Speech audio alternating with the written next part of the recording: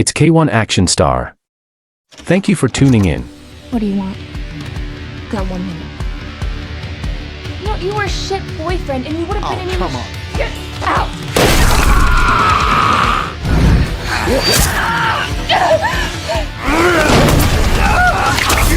Fucking kill people for a living, alright? If you hear anything, you let me know, okay? The story follows Mike Fallon, a hitman with a talent for making murders look like unfortunate mishaps. One evening, a man stumbles into Mike's apartment, slightly drunk and completely unaware that Mike is already waiting in the shadows. The man fumbles around trying to switch on the lights but instead spots a fancy watch glinting under a dim lamp on a shelf. Tempted, he grabs a chair to reach for it. Big mistake. That's when Mike makes his move. Using a rope he had ready, he swiftly wraps it around the man's neck and strangles him. By the time he's done, it looks like the man simply hung himself. Mission accomplished. After wrapping things up, Mike heads to a nightclub, slipping a bouncer some cash to let him in. Inside, he stirs up trouble, picking a fight with a massive bald guy. Mike is taken down easily, but then the guy's friends show up, turning it into a full-blown brawl. This is exactly what Mike wanted, his way of blowing off steam after a job. By the time he's done, he's left a trail of beaten-up men behind him. From there, Mike heads to his usual hangout, Oasis, a pub that doubles as a secret assassin's club. Oasis is where hitmen like him get their assignments. The crew hanging out there includes some real characters. There's Carnage Cliff, a psycho with an axe, Pete, the poison expert, Mick and Mac, 2 ex-military guys skilled in explosives and martial arts, Jane, the Ripper, deadly with a katana, and Finn, Nicky, and Fred, a guy who creates bizarre custom weapons. Running the place is Big Ray, a retired assassin, while a guy named Milton acts as the middleman, setting up jobs for the crew and taking a 15% cut from their earnings. After getting paid for his latest job, Mike receives another mission from Milton. The target, a man named Archie Wright. The client wants it to look like an accident, which is right up Mike's alley. The next day, Mike sets up on a rooftop, waiting for the perfect moment.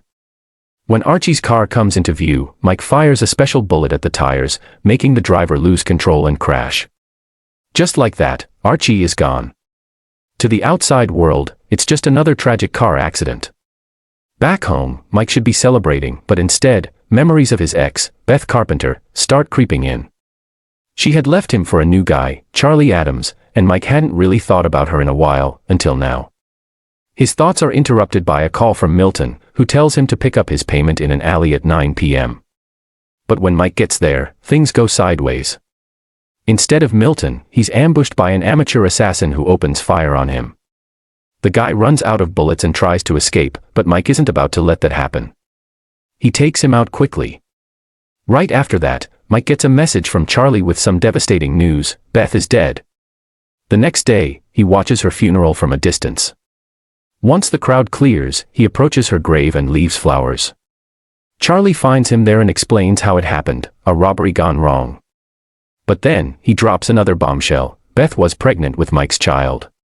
Back home, Mike sees a news report about Beth's supposed killer. The guy was found dead from an overdose. Case closed. But Mike isn't buying it. Beth was an environmental activist constantly exposing corrupt companies. There's no way her death was just a random crime. Determined to find the truth, he sneaks into the police station, steals the report, and heads to the crime scene to reconstruct what happened. Something isn't adding up.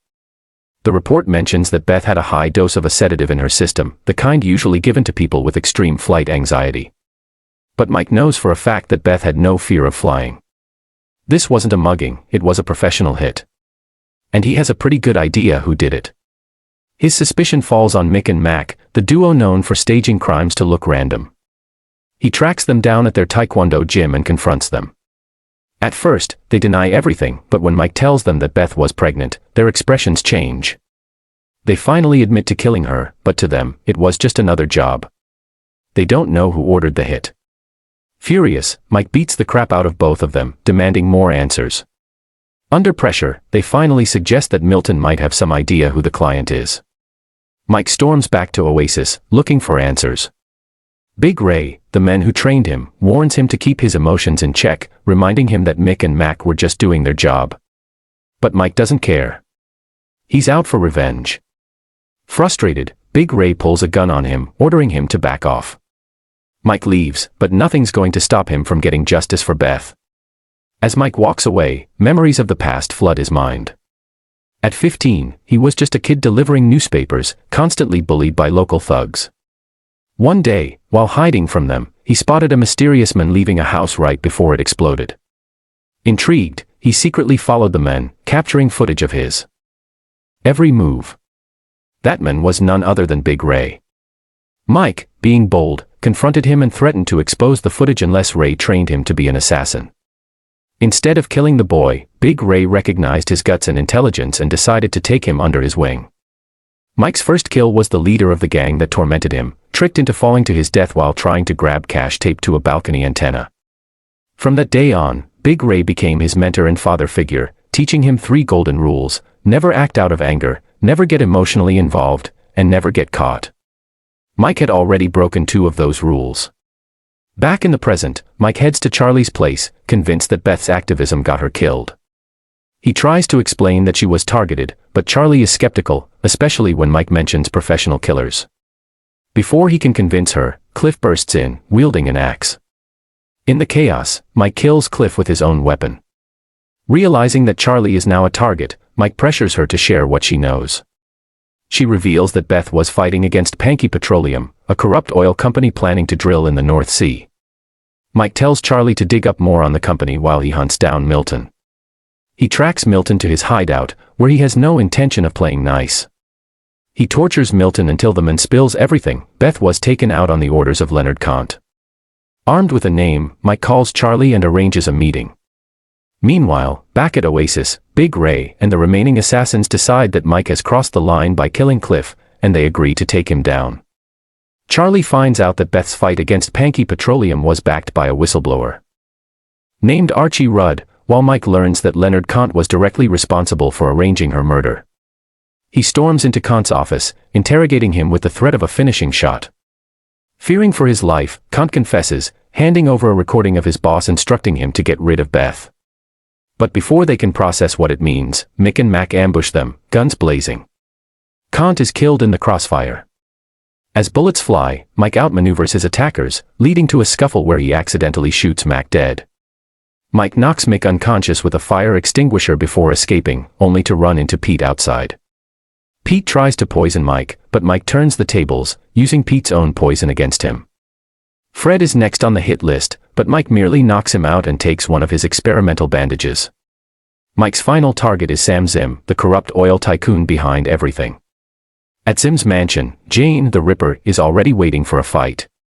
The battle is brutal, but in the end, Mike kills her with her own katana. Now face to face with Zim, the tycoon tries to buy his way out, offering a fortune in exchange for his life. But Mike isn't interested in money, he beheads Zim without hesitation. Thanks for watching, and please subscribe to this channel for more if you haven't done that. Put down your comments below to let me know what you think about the turn of events in this storyline.